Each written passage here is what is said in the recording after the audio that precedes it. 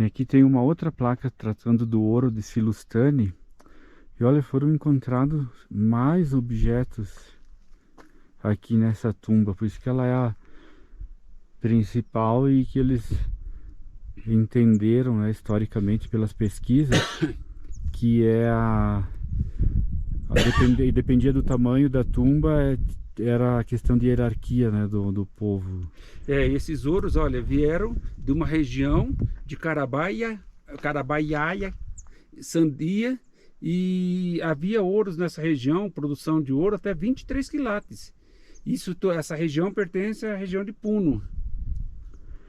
É no sul, e zona sul e altiplânica. Então você vê que... E aí eles encontraram aqui nessa tumba. Porque tem um sistema que eles conseguem descobrir qual a origem do ouro, né? Então é esse ouro que acharam aqui, porque também esses incas que foram enterrados aqui, eles não moravam aqui, né? Eles moravam em outras regiões, né? Em outras partes aqui dessa coisa. Aqui era só o cemitério. E esses objetos, né, pertencem a vestimentas de personagens da alta elite cola e desta parte do altiplano, né, da altitude, de que mostra a exibição no Museu Municipal Dreyer, não sei, da cidade de Puno. Então encontramos o lugar. O Zé vai tirar uma foto aí para ver se a gente consegue visitar. A gente consegue visitar esse museu.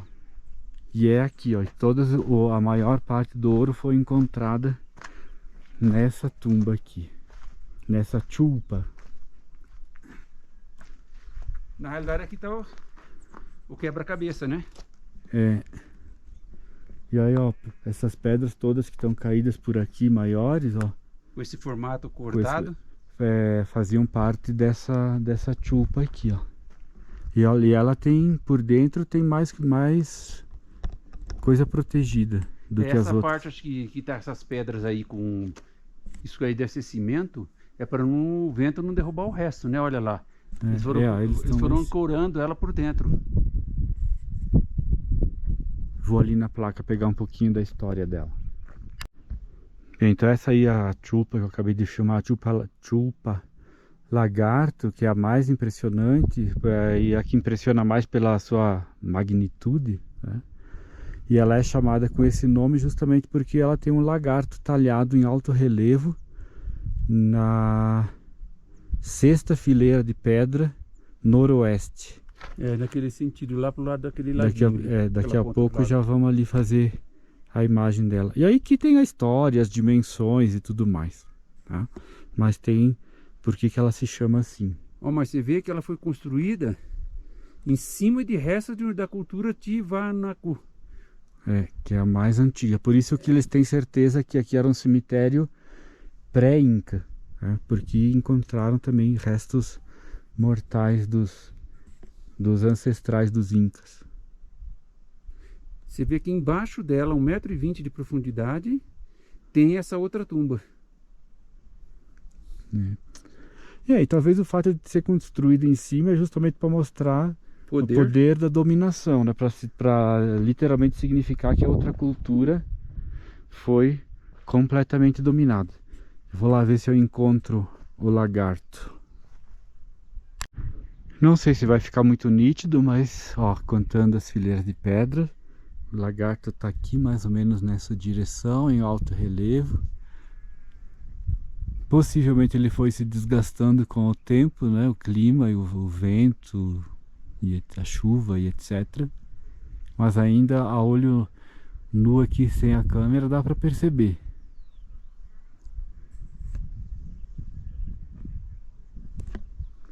E aqui também parece ser o ponto estratégico de controle sobre onde era o povoado, né?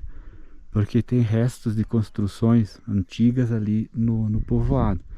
Tem as casas mais modernas com os telhadinhos que chamam a atenção aí pela cor, né? Vermelho e tal. Mas tem sempre alguns restos ainda de construções mais antigas.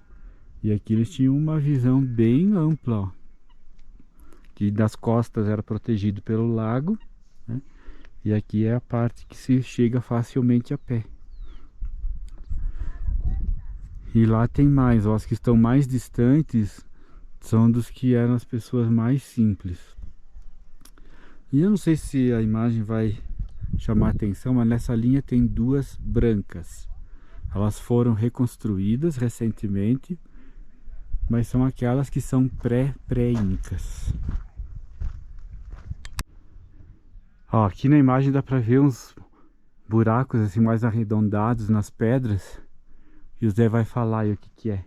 Então, essa ali naquela placa estava explicando que nessa tumba, né, foi feita uma técnica diferente das outras, e quando eles foram construindo, eles iam deixando esses buracos nas laterais das pedras, né? E aí, conforme eles encaixavam a pedra, eles colocavam outra pedra menor dentro desses buracos, de modo que a hora que o terremoto movimentasse, essa pedrinha travava uma pedra na outra, né? E aí eles colocavam essas pedras e colocavam argilas também nesses buracos, que a outra também era um buraco, né? Então ficava essa pedra travando uma pedra na outra. É que essa técnica só foi usada nesta coisa, nas outras não aparece isso. Interessante, né? E que aquelas pedrinhas que estão mais em cima lá, ó, tá?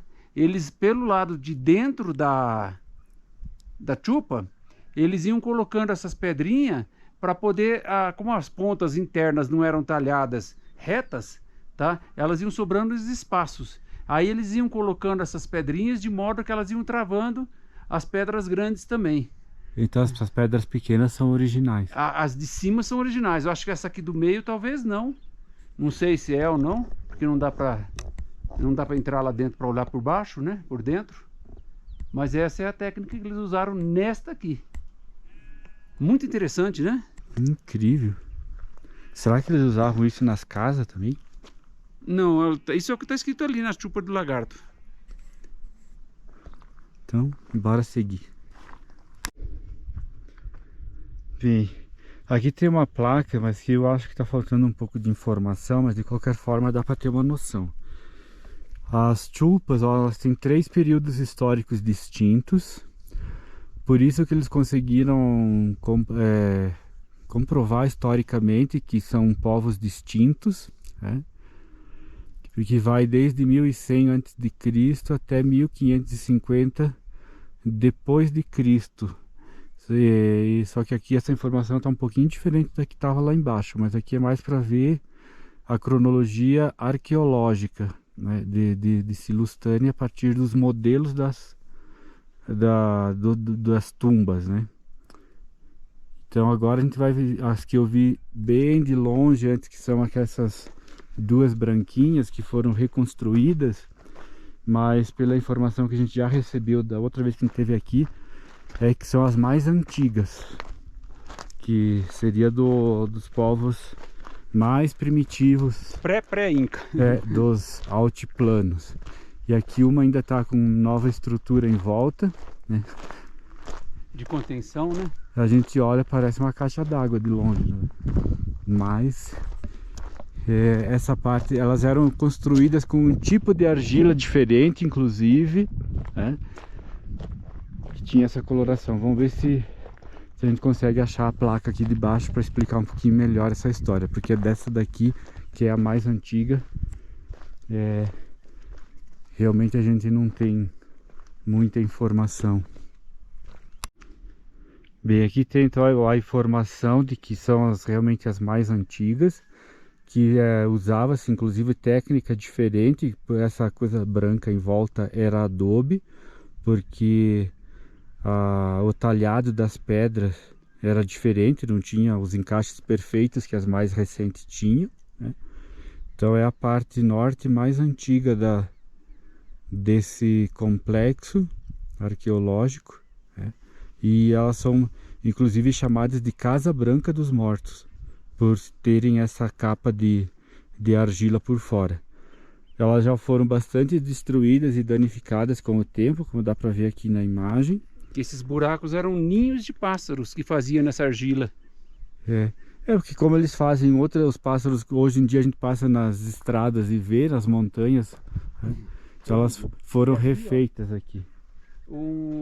Essa chupa Arturo Ruiz exumou em 1971 mais ou Ossos menos de, 15 ossos de pessoas 15 pessoas de diferentes. idades e sexos diferentes, É, com oferendas consistentes em plesa de turquesa, de colar de turquesa e depilador de cobre. é. Eles calculam que nesta aqui não era os chefões incas. Os chefões incas tinham aquelas lá. E aqui eram os senhores, mas a classe média, A vamos classe dizer assim. baixa da hierarquia era cada Classe vez, média, né? Porque a baixa ia enterrar em qualquer cada lugar. vez mais, quanto mais pobre, mais longe, mais no fundo do cemitério. É, Que é mais ou menos assim que funciona até hoje, né? Inclusive no catolicismo. mas isso aqui também foi construído pelos incas, mas os incas, vamos supor assim, classe média inca. É. Não foi pelos chefões. Os chefões são aquelas bonitas, toda lapidada. Aí depois aqui tem mais lá pra trás, ó, lá em cima tem mais. Mas daí acho que a gente chegou no ponto que a gente vai parar e vai... Porque aquelas que estão lá em cima, que estão caindo, ó, é essas que é pré-inca. A informação que a gente passou um pouquinho anterior ao que nós estamos falando agora, né, que a gente falou que essa que era pré-inca, na realidade são aquelas lá. É, porque na verdade da primeira vez que a gente esteve aqui, essas branquinhas foram vendidas para nós como sendo as mais primitivas. Bem, Corrigindo é um a informação. cemitério. É um cemitério, tem 3 gerações distintas de povos. Se a gente errou alguma aqui, identificar... Eu não vi nenhuma cruz em cima. É, então... E nenhuma estátua também eu vi. Porque tem muito disso, né? Que a gente começa a andar, os guias, quando a gente contrata um guia, eles vendem umas histórias mais românticas. Bem, nós ainda não vimos aqui ao vivo, mas faz parte aqui desse complexo arqueológico como fauna natural, o cui. Só que esse é o cui selvagem. E o cui doméstico tem de várias cores, não tem só esse acinzentado. É que eles vão mesclando e criando entre diferentes. Aqui, na verdade, a partir do cruzamento desse selvagem com o que a gente chama no Brasil de porquinho da Índia, é que vai dando diferentes colorações. E eles parecem maiores, inclusive, do que comumente são os porquinhos da Índia no Brasil. Pelo menos os que a gente viu no mercado para serem vendidos e que as pessoas comem parecem maiores. Alguma novidade dessa quadrada? Não. Tem algumas chupas quadradas, né? Mas você achou alguma cartela com a... Não, acho que a cartela é aquela ali. Não, essa daqui é da fauna. É da fauna? É. Então eu não dei a volta Então só dela. muda o modelo e deve ter algum significado também que também a gente não Será que tem alguma placa não atrás dela? identificou. Então não encontramos nenhuma explicação diferenciada sobre essas chupas quadradas, mas olha o tamanho das pedras. Olha essa que está no canto e aquela que faz o encaixe aqui para fazer a porta. E olha essa aqui, da porta, ele está quase da minha altura, ela deve ter aqui, eu tenho 1,75 m, ela deve ter 1,60 m de altura, e assim ela deve ter uns 2,5 m, 3 metros de comprimento. Né? Aí agora quanto tem lá para dentro, deve ter mais de 1 metro também. Imagina o peso disso. O que a gente vê assim que é mais impressionante e mais bem conservado é em Machu Picchu, né? Mas a gente tem no Alto Peru inteiro esse tipo de construção e tem trocentos caminhos Inca, né? E aí a gente vê o quanto eles tinham controle sobre a natureza nesse aspecto da construção, trabalho com as pedras, né? É impressionante isso. E ontem, não sei se foi ontem, alguém comentou com nós, a gente conversando com uma pessoa aí na cidade, que inclusive nem todas as tribos indígenas aqui no Peru foram dizimadas. É por isso que eles ainda têm essa mescla cultural muito forte. Porque na Argentina e no Chile, os incas praticamente dizimaram os povos que lutaram contra eles, né? Tanto lá que tem a história do Quilmes, que foi o mais resistente. Mas aqui no Peru, não teve, até onde a gente sabe, parece que não teve tanto confronto. E por isso que os povos, não sei se foram mais submissos, não sei qual foi a estratégia. Ou eram menos guerreiros, né? E aí eles não foram dizimados, eles foram dominados, mas não dizimados. Eles tentaram, os Urus que tentaram resistir um pouco mais. Resistiram mais. Aí os Urus que fizeram? Como eles não conseguiam aguentar a força do coisa, eles começaram a construir com as totoras as ilhas flutuantes. E fugiram para dentro do lago Titicaca, tá? Que os incas não conseguiam atacar eles lá dentro. A história dos Urus é essa. Então é bem interessante essa mescla cultural. E a gente realmente consegue ver, né, nas cores das roupas, em cada povoado que a gente vai, na forma que eles cultivam a terra, nos tipos de produtos que eles ainda usam e tal. Então é muito interessante isso, essas diferenças culturais, a preservação da história. A gente está praticamente concluindo o nosso passeio aqui nesse cemitério. A gente vai descer novamente pelo caminho que a gente subiu. Vamos caminhar até ali na frente. frente. A gente vai caminhar mais um pouco, mas a partir de agora acho que as coisas começam a se repetir bastante. Já está um pouco repetitivo. As mais importantes a gente já foi e já registrou. Então a gente só vai seguir fazendo a nossa caminhada do dia aqui pelo meio das trilhas. E essa parte realmente você pode perceber no visual que é a parte que está mais destruída.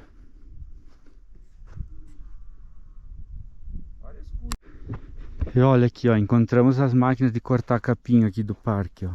Não sai do trilho, vídeo. Já levamos uma pronta. Estamos finalizando aqui o nosso passeio pelo cemitério de Silustane. Acabamos a nossa trilha aqui. Aqui a gente tem a descida pela escada.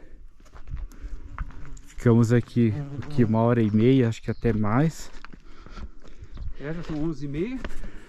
Vamos voltar Vamos volver pro carro. Vamos passar ali na casinha